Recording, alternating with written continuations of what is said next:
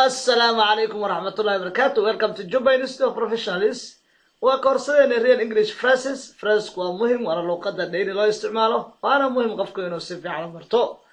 Okay, haddaba casharkeena maanta wuxuu ka hadli doonaa qodobada u horeeya waxaa ka mid ah 5 phrases for responding to good news. Waa 5 hab oo uga jawaabi karto marka lagu sheego war fiican. Qof ayaa war fiican kuu sheegay qaabka uga jawaabi lahayd. Tusaale waxaad kartaa congratulations, hambalyo. Congratulations, hambalyo. Adiga that's great. That's great. Waa cajiib ama wax fiican. Arrintaas waa arrin fiican. Adiga that's great. Adiga how wonderful. How wonderful.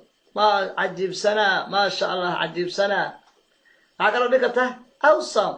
Aad u fiican. Awesome. Aad u fiican. Adiga I'm so happy for you. Waan kugu faraxsan arrinkan. I'm so happy for you. Aad baan arka kugula farxay. Saas adiga tabarka. Marka congratulations waa hambalyo. That's great. Adiga arrintaas waa insha Allah cajiib weey. How wonderful. Yani cajiib sana kul calaamatu cajiibka waa saar. Awesome. Aad u wanaagsan. I'm so happy for you. Waan kugu faraxsanahay. Saas adiga good news waka. Tana waa 5 phrases for responding to bad news. Shan habad uga jawaabi karto haddii aad war xun aad maqasho. Adiga oh no maya ma dhici karta camal. Adiga that's terrible. Taas waa arrin aad u xun. Adiga poor you miskiin. Tan badan waxa loo isticmaalaa use this to respond to bad situations that are not too serious. Wax marka aad halis u ahayn oo kale. Adiga poor you miskiin waan ka xumay camal. Adiga I'm so sorry to hear that. I'm so sorry to hear that. Aad ayaan uga xumay in arrinka maqlo. I'm sorry for your loss. Aad ayaan uga xumahay khasaaraha ku soo gaartay. Tabadan waxa loo isticmaalaa if someone has died hadduu qof ka dhinto kale. Adiga I'm so sorry for your loss. Aad baan uga xumahay khasaaraha ku soo gaaray. Marka badanatan waa marka qofka laga dhinto kale kuwaas arrimaha serious ka waaye reer loo isticmaali karo. Marka ereyadaas saa u baro. Waxaan baraynaa 10 phrases for invitations. 10 hab oo la isku casuumo ama looga jawaabo marka lagu casuumo. Tusaale ahaan waa arkaysaa shanta u horeyso waa habka dadka loo casuumo. Marka qof inaad wax ku casuunto shanta dambana waa qaabka looga jawaabo. Tusaale ahaan waxaad tidhi are you free Saturday night? Are you free? Fasax miyaa tahay Saturday night habeenka sabtida. Yani habeenka sabtida rabtaa inaad casuunto kale. Waa tusaale un. Are you doing anything? Are you doing anything? Wax miyaa samaynaysaa Saturday night habeenka sabtida oo kale. Saas oo kale ayaad u casuumaysaa. Let me check my calendar. Aan fiiriyo calendarkayga. Calendarku waa meel ku qoran taariikhda iyo maalmaha iyo badanaana qofka uu calaamadeystaa xilliyada uu shaqo leeyahay oo kale. Informal markay tahay ama luqadda rasmiga ah caadi saaxiibada ku sheekaysaa. Do you wanna waxa marabtaa? Do you wanna see a movie? Marabtaa inaad film ila soo daawato kale. Markay rasmi tahay ama qof shaqo business waxa mid ay tahayna waxaad ku bilaabaysaa would you like habkan oo cusubeysa. Do you wanna bay la mid tahay laakiin tan waa markay xaaladdu rasmi tahay sida qofka mataqaana shirkadda iyo qof ganacsi isku timaadeen iyo qof aad ixtiraameyso. Would you like to join me for dinner? Casho ma ii raaci kartaa? Would you like to join me for dinner? Casho ma aadnaa. Tan marka waa habka formalka. Would you like to waxaas marka wixii aad sheegaysaa meesha dhashta wax lagu baneeyay waxa wixii aad rabtay qofka inaad u sheegto ama ku casuunto ayaad sheegaysaa. Marka jawaab adiga I would love to waan jeclahay arrinka. Marka la kala aqbaash I would love to. Yani kuwana la weydiiyay hadda I would love to. Waxa kale sounds great. Taas waa cajiib ma sha Allah arrin cajiib weey. Marka cudur daaraysa ka samadaysa I would love to waan jeclaan lahaa but I have another commitment.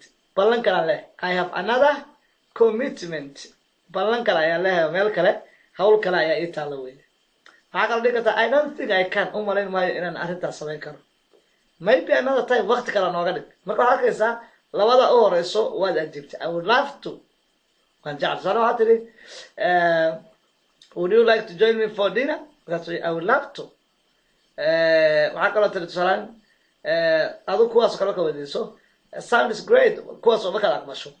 Laakiin kuwan waa markii hadii alla idmayoy aad ka cudur daaranayso saddexdan. Tusaale waxa tiri I would love to waan jeclaan lahaa but I have another commitment ballan kale leh. هذا لقيت I don't think I can ولا ما أنا أريد أعوده تقولوا لقيت maybe another time فمركنا نوقف ساسو كلوي وعمرنا 5 ways to make and respond to an offer سنهب أو قف كمتقنا إيش wax marka qof wax siin rabto shan wax oo qofka marka wax siin rabto aad isticmaalayso iyo an respond to another iyo qaabka looga jawaabo yani ereyada soo socdo waxayna barayaan marka rabto qof inaad wax siiso kale waxa ma rabtaa qaabka u dheelayd iyo sidoo kale dii waxa ma rabtaa lagu dhaho qaabka uga jawaabi lahayd marka more formal marka arrintu rasmi tahay sida business wax soo leeyahay waxa dhigata would you like a drink cabitaan ma rabtaa would you like a drink cabitaan ma ku siiyaa oo kale ka dhahaysa way hadday informal tahay hadaysa do you want some water xogaa biyo ma rabtaa agala dhigata can I get you something to eat waxa cunto ku keenaa can I get you something to eat waxa cunto ku keenaa saddexda ayaa loo weydiiyaa inta badan jawaabiina waa kana hadda wixii aad aqbashadaysa that would be great thanks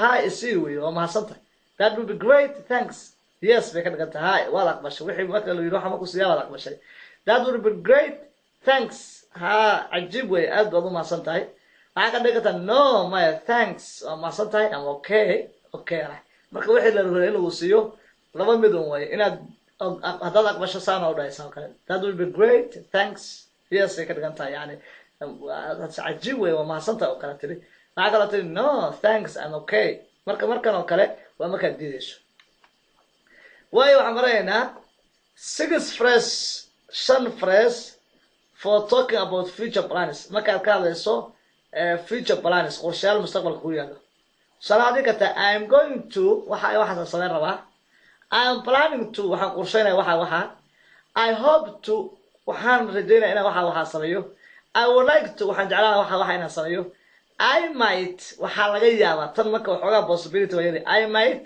waxa inaan sameeyo I'm thinking about waxaan ka fikirayaa waxa sameeyo marka adoo marka plaankaaga aad mustaqbalka soo bandhigayso qaabkan ayaa loo soo bandhigaa aad iyo aad baad u mahadsantihiin waxaan rajaynayaa inaad phrase-kan si fiican u dhageysan doontaan oo akhri doontaan iyadoo video-na la soo